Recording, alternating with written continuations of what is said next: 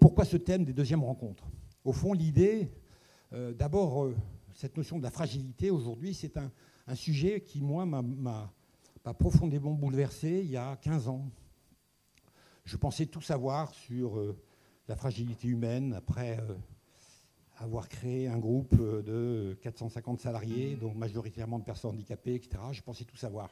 Et puis un homme a changé complètement mon regard et est venu mettre ce mot fragilité dans mon vocabulaire. Cet homme, vous l'écouterez tout à l'heure, donc frère Samuel, il y a 15 ans exactement, il m'a fait comprendre que la fragilité, ce n'est pas une tare, c'est une caractéristique de la nature humaine. Il faut peut-être qu'on se le dise une fois pour toutes. C'est peut-être là que se nichent au fond nos vraies valeurs. Que la performance, au fond, c'est bien sûr l'intelligence de nos compétences. Il n'y a pas de mettre en intelligence nos compétences, sinon il n'y a pas d'entreprise au sens large possible, mais c'est aussi l'intelligence de nos fragilités. Et là, ça a été pour moi au fond un vrai choc, quoi. Enfin, en tout cas, de mettre des mots sur ce que je pensais bien savoir.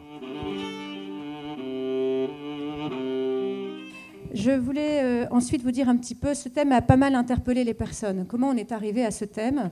Parfois, les gens nous ont dit, mais fragilité dans un titre, ça dérange. Oui, ça dérange.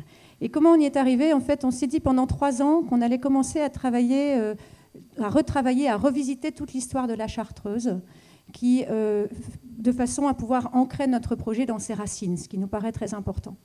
Et en revisitant cette histoire, on s'est aperçu qu'à plusieurs moments dans sa vie, à chaque fois, c'était des situations d'extrême fragilité qui avaient généré finalement une intelligence collective et qui avaient permis d'innover, et de façon assez forte.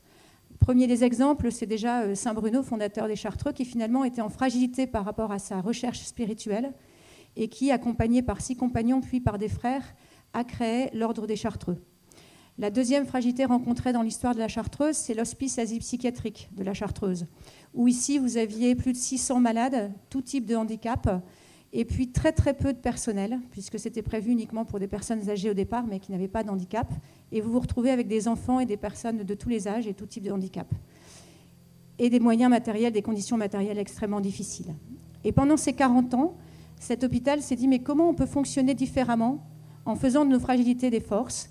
Et chaque personne qui était accueillie ici avait un rôle, une utilité sociale, était payée pour, donc une vraie reconnaissance. Et ce qui fait que finalement, ils ont trouvé un modus vivendi où chacun trouvait sa place et où le personnel avait beaucoup plus de temps pour développer de la solidarité. Donc de nouveau, c'est une situation de fragilité qui a été source d'intelligence collective.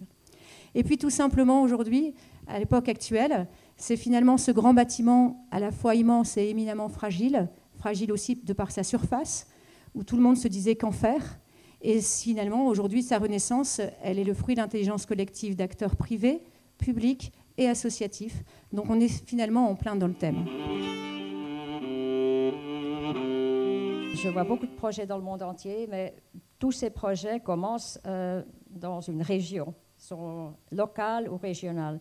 Et pour tout ce qu'on entreprend, c'est comme vous avez mentionné, il faut un début.